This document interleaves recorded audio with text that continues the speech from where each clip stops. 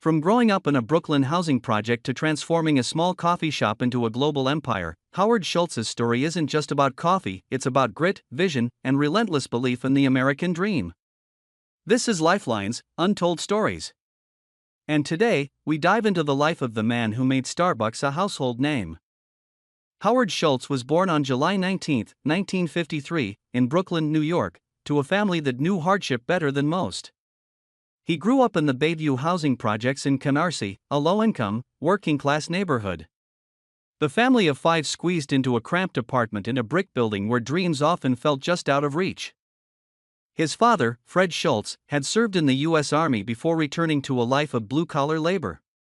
He never held a steady job for long, working as a truck driver, a factory hand, and at one point, even driving delivery trucks for a diaper service.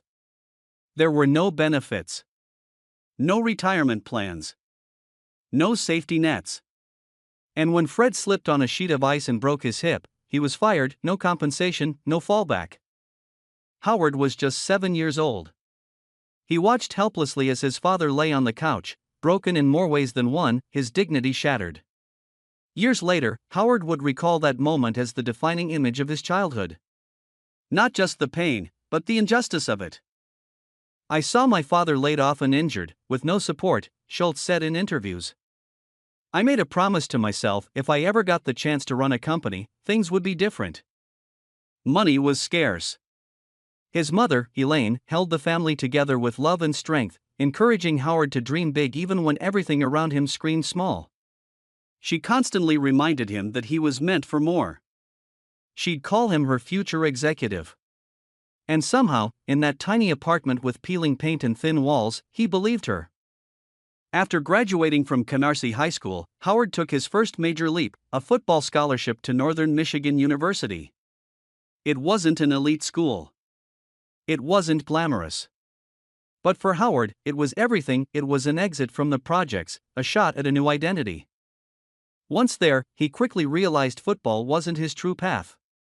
He hung up his cleats and turned his focus toward communications, eventually earning a degree in 1975.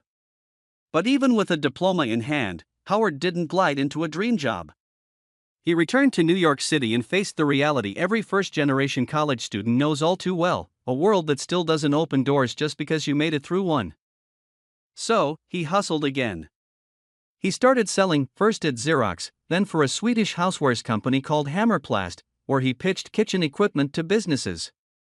It wasn't glamorous, but it was training ground. Cold calls. Rejection. Long hours. The kind of grind that sharpens instinct. Then came the moment that would change everything. One day in 1981, while reviewing sales reports at Hammerplast, Schultz noticed that a small retailer in Seattle was buying an unusually high number of coffee machines. Intrigued, he flew across the country to see what was going on. He walked into Starbucks, a tiny local business with just a few stores. They didn't even sell coffee by the cup, only beans, grinders, and equipment. But the passion, the knowledge they had about coffee struck something deep in him. Howard felt something he couldn't shake. This wasn't just a store, he said later. It was a culture. He saw a company quietly planting the seeds of a coffee revolution. And he wanted in. It wasn't easy.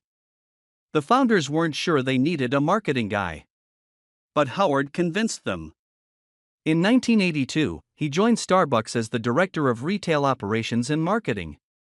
It was a small title at a small company, but it opened a door into something much bigger. When Howard Schultz joined Starbucks in 1982, it was not yet the cultural behemoth we know today. Back then, it was a small but passionate company with just 4 stores in Seattle. They sold high-quality whole bean coffee, tea, and brewing equipment, but not a single cup of brewed coffee. To Schultz, that was an opportunity hiding in plain sight. As director of retail operations and marketing, he threw himself into learning everything from the difference between Arabica and Robusta beans to the nuances of roasting profiles. He wasn't just trying to sell coffee. He was trying to understand it. Master it. But the real turning point came in 1983, when Howard traveled to Milan, Italy, for a trade show. What he found there wasn't just different, it was transformational. On the cobblestone streets of Milan, he wandered into espresso bars on nearly every block. These weren't just places to grab a caffeine fix. They were bustling community hubs, a part of everyday life.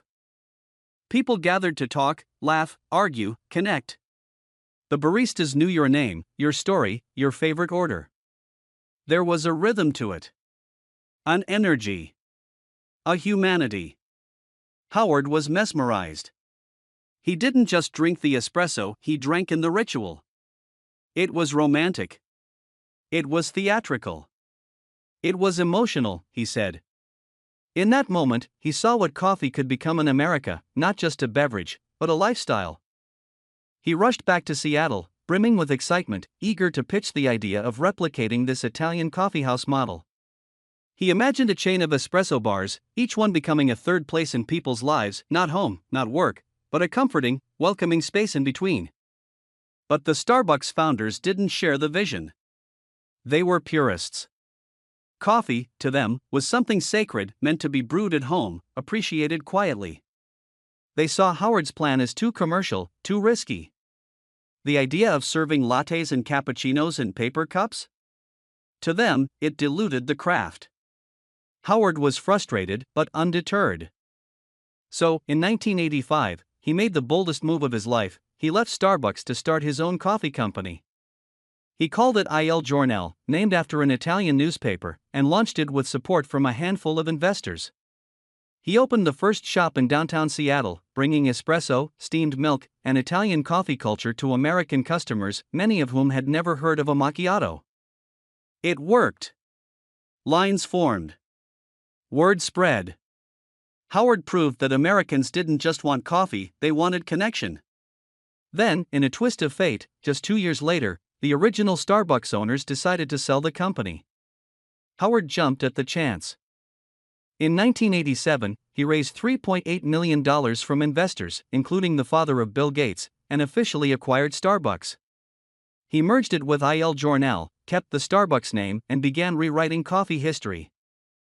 2 years later, opportunity came knocking. The original Starbucks owners wanted to sell. Howard rallied investors, including Bill Gates' father, and bought Starbucks for $3.8 million. From that point on, Schultz had one goal: build a different kind of company. He emphasized third-place culture, not home, not work, but a welcoming space in between. He offered healthcare benefits even to part-time workers, unheard of at the time. Starbucks grew fast. By 1992, it went public. By the early 2000s, it was opening a new store every workday. By the late 1990s, Starbucks was a rocket ship. Under Schultz's leadership, the company expanded aggressively, first across the United States, then into Asia, Europe, and beyond. Stores opened at breakneck speed. Stock prices soared. Investors were thrilled. But something else was happening, something subtle, but dangerous. As Starbucks grew, it began to lose its soul. By 2000, Howard Schultz stepped down as CEO, transitioning into the role of chairman. At the time, it seemed like a natural next step. He had built the brand, established the culture, and left behind a company on top of the world. But behind the scenes, cracks were forming. Expansion became obsession. Stores were opening on every corner, sometimes literally across the street from each other. Standardization took over. Espresso machines got taller and sleeker, but also hid the baristas from customers. The aroma of fresh coffee, once central to the Starbucks experience, was drowned out by microwaved breakfast sandwiches and the hum of machinery. By the mid-2000s, Schultz began to feel uneasy. He walked into stores and didn't recognize the brand he'd built. The warmth was gone.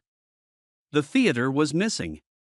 Customers weren't lingering, they were rushing.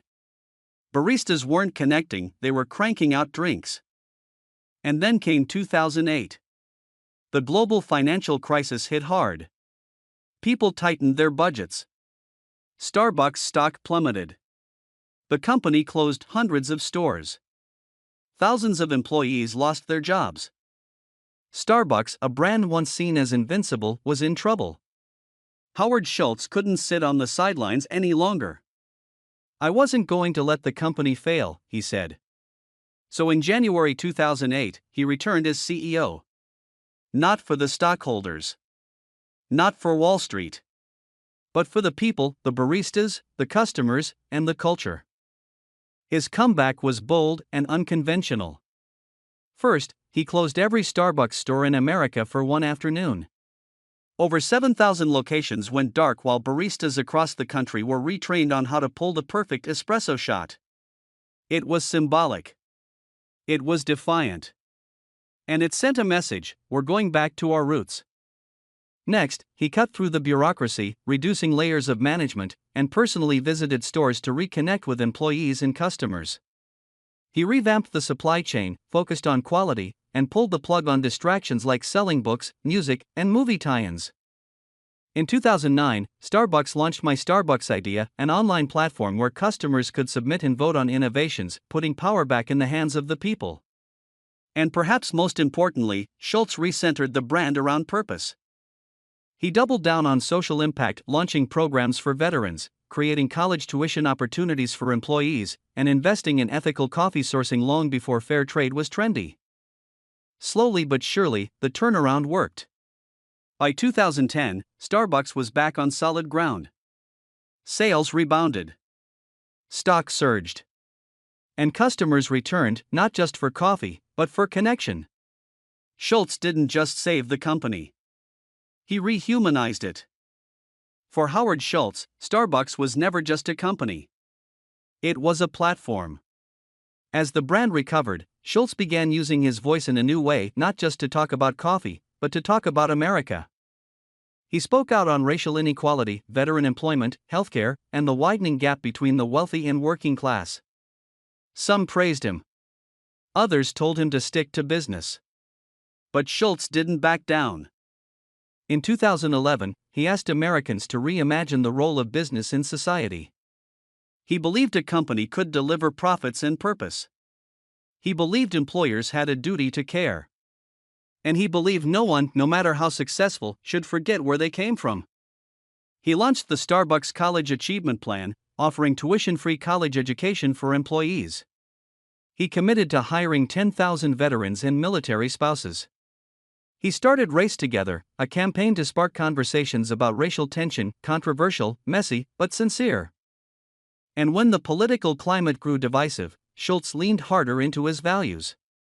He saw himself not as a CEO, but as a citizen leader, someone who had come from nothing and felt the responsibility that came with rising to the top.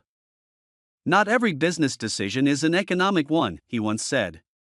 Some are moral. For Schultz, leadership meant looking beyond the balance sheet. It meant using success as a spotlight and aiming that light where the world needed it most. Howard Schultz's story isn't just about building a coffee empire. It's about breaking cycles. About refusing to let where you come from decide where you're going. About walking through the fire and then going back to pull others through it.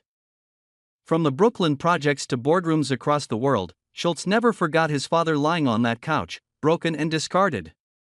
That memory became his mission. He built a company where baristas are treated with respect.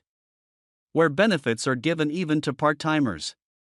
Where purpose sits beside profit on every decision table. Howard Schultz didn't just redefine coffee. He redefined what a business could be. Not just transactional, but transformational. And maybe that's the real legacy. Not the stores. Not the stock. But the belief that dignity, compassion, and opportunity should never be limited to the lucky few. Because behind every brand, every headline, every boardroom, there's a human story. And sometimes, the most extraordinary lives begin in the most ordinary places. This has been another untold story, because behind every success, there's a lifeline. And behind every lifeline, there's a struggle the world almost never sees.